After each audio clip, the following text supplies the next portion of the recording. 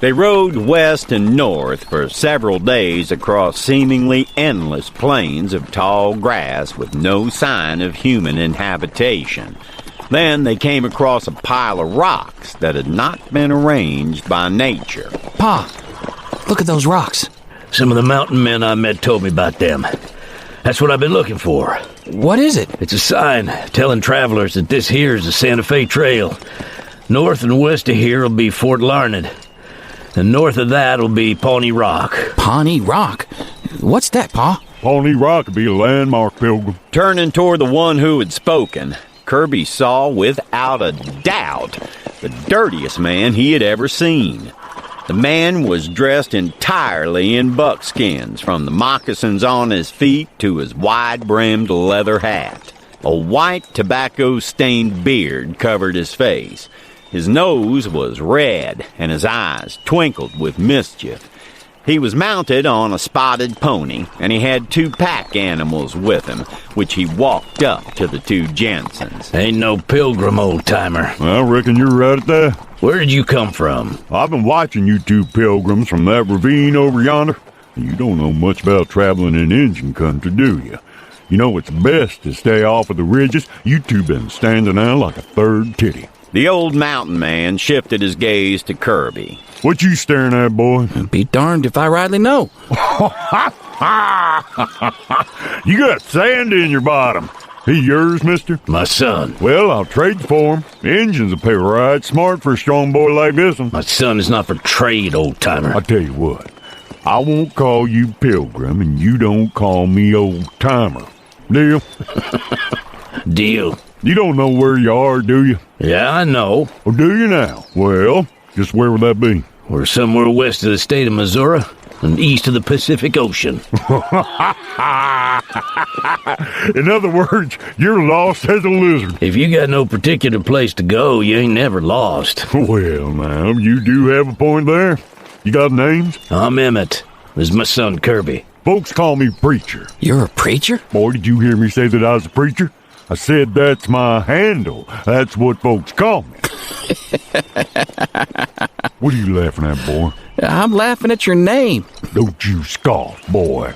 It ain't nice to scoff at a man's name. If I wasn't a gentle type, I might let the hairs on my neck get still.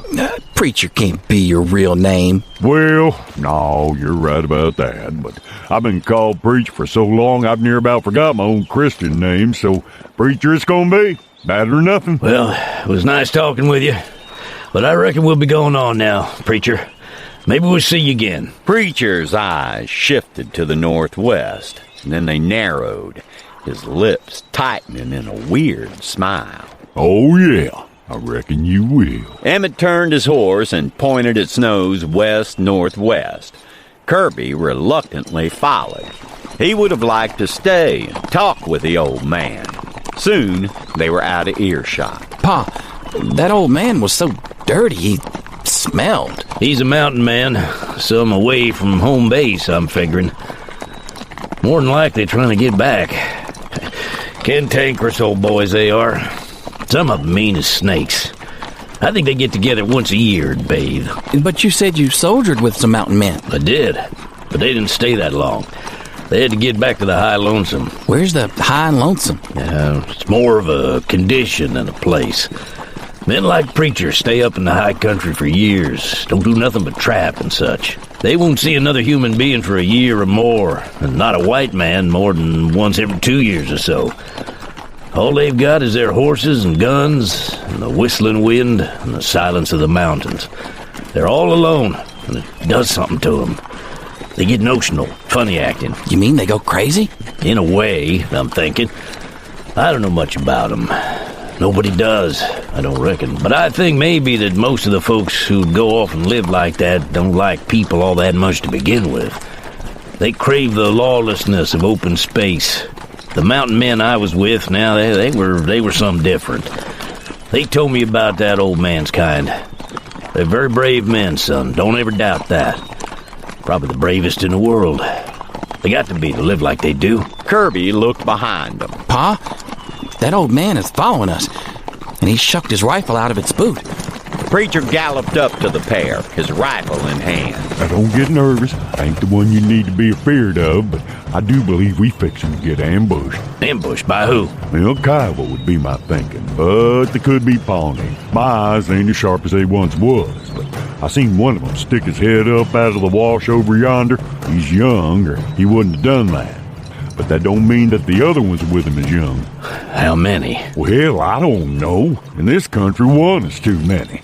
But I do know this, we better be getting.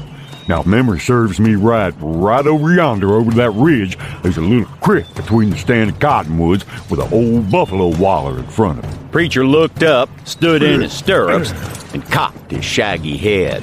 Well, here they come, boys. Get going. Pah! The old man slapped Kirby's bay on the rump, and they were galloping off.